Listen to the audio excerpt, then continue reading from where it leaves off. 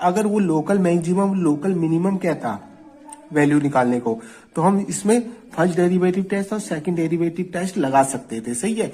But हम इसको किससे करने जा रहे हैं, रेंज से, सही है। करने को इसमें first derivative test second derivative test भी लगा सकते हैं, बट इसका सही तरीका क्या होगा, इसको रेंज से सॉल्व करो, क्योंकि इसने लोकल की बात नहीं करी है इसमें। तो कैसे करेंगे, देखो रेंज से सॉल्व ध्यान से देखेंगे।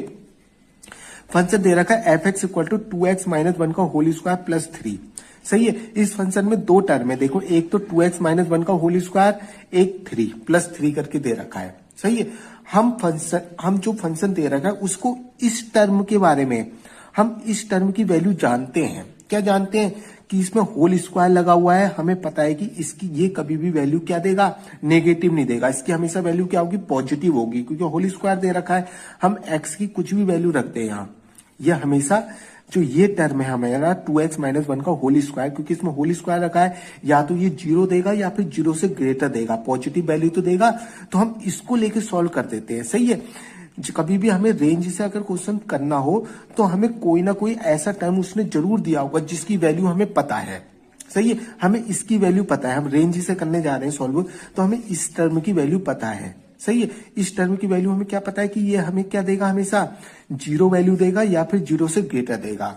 हमने इस टर्म को पकड़ लिया, देखो या तो ये 0 देगा या 0 से ग्रेटर वैल्यू देगा, सही है। अब हम क्या करते हैं, हमको यही फंक्शन लाना होता है पूरा, सही है। अब हम इसको सॉल्व करेंगे, सॉल्व कैसे करेंगे, इसको सॉल्व इसलिए करेंगे क्यों हमें यही फंक्शन लाना होता है जो उसने दे रखा है।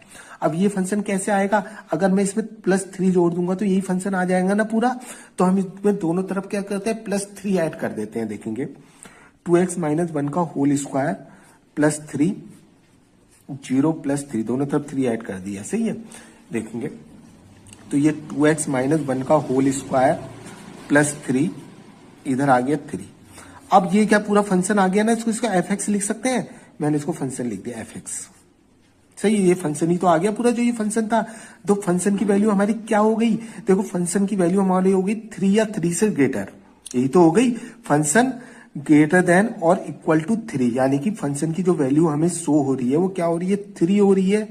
क्लोज इंटरवल लगाएंगे क्योंकि इक्वल का साइन भी है। 3 से ग्रेटर कहां तक जाएगी, इन्फिनिटी तक, सही है, इनफाइनाइट तक। तो 3 से इन्फिनिटी तक इसकी वैल्यू हो गई, और इन्फिनिटी की तरफ हमेशा ओपन इंटरवल लगता है, सही। यहाँ क्लोज इंटरवल लगेगा, क्लोज इसलिए लगेगा क्योंकि इक्वल का साइन भी है, क्योंकि फंक्शन की वैल्यू क्या आ रही है, 3 आ रही है, या फिर 3 से ग्रेटर 3 भी आ रही है, कि इसलिए क्लोज इंटरवल लगा।